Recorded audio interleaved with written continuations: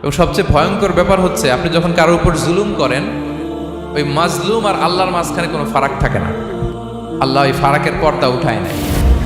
খবরদার, মজলুমের কান্না কখনো বৃথা যায় না। জীবনের কোনো না কোনো সময়ে এর প্রায়শ্চিত্ত আপনাকে করতে হবে।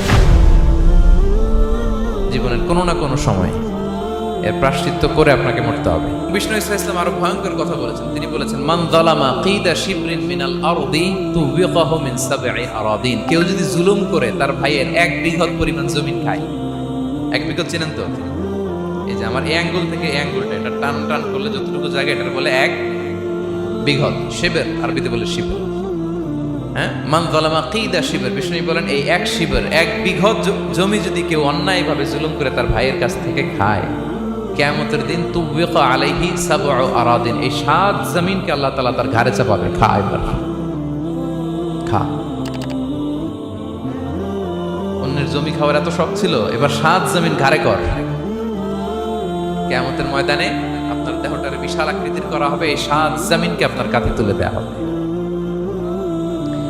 এজন্য আমরা অন্যের রাইটস, অধিকার যেন নষ্ট না করি, কারো উপর যেন জুলুম না করি, কোনোভাবেই না। আমরা নানাভাবে এই জুলুমটা করি। আমরা প্রায় দাদার সম্পত্তি থেকে ফুফুদেরকে বঞ্চিত করি, বাবার সম্পদ থেকে বোনদেরকে বঞ্চিত করি। হ্যাঁ, নিজের ভাই আরেক ভাইকে, আপন ভাই ভাইকে বঞ্চিত করে, জুলুম করে। এরকম দৃশ্যপট আমাদের সমাজে আছে না নাই বলেন তো? কিয়ামতের দিন আল্লাহর সুপ্রিম কোর্টের কাঠগড়ায় হিসেব দিতে হবে। আর এই জালিমদেরকে আল্লাহ তাআলা পছন্দ করেন না। এবং সবচেয়ে ভয়ঙ্কর ব্যাপার হচ্ছে আপনি যখন কারোর উপর জুলুম করেন, ওই মাজলুম আর আল্লাহর মাঝখানে কোনো ফারাক থাকে না। আল্লাহ ওই ফারাকের পর্দা উঠায় নেয়। বিষ্ণুই বলেন, ইত্তাকি দাওয়াতাল মাজলুম, তোমরা মজলুমের বদদোয়াকে ভয় করো, খবরদার।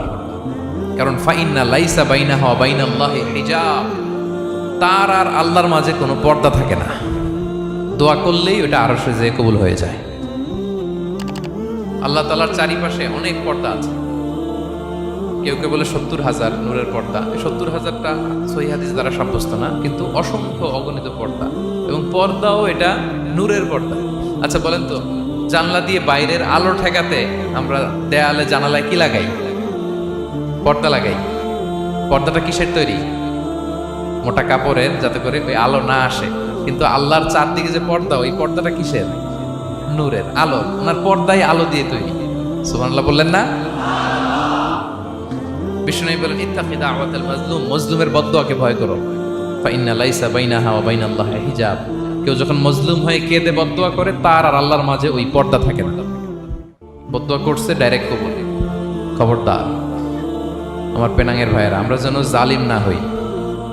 In it's any form, operation in it's any form, যেই কোনো ভাবে, যেই কোনো ক্ষেত্রে, যেই কোনো ধরনের হইতে পারে জুলুম। কাউকে আপনি ছোট্ট কোনো কাজে ঠকালেন, বন্টন নীতিতে ঠকালেন, হ্যাঁ, জমি মেরে দিয়ে ঠকালেন, আমানত মেরে দিয়ে ঠকালেন, ইন ইটস এনি ফর্ম যদি জুলুম করে থাকেন, খবরদার, মজলুমের কান্না কখনো বৃথা যায় না।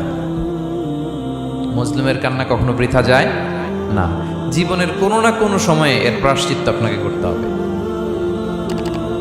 জীবনের কোনো না কোনো সময়ে এর প্রায়শ্চিত্ত করে আপনাকে মরতে হবে। তাহলে কোনো বিশ্বাসী কি জালিম হতে পারে? কারণ ইন্নাল্লাহা লা ইউহিব্বুল যালিমিন, আল্লাহ তাআলা জালিমদেরকে পছন্দ করেন না।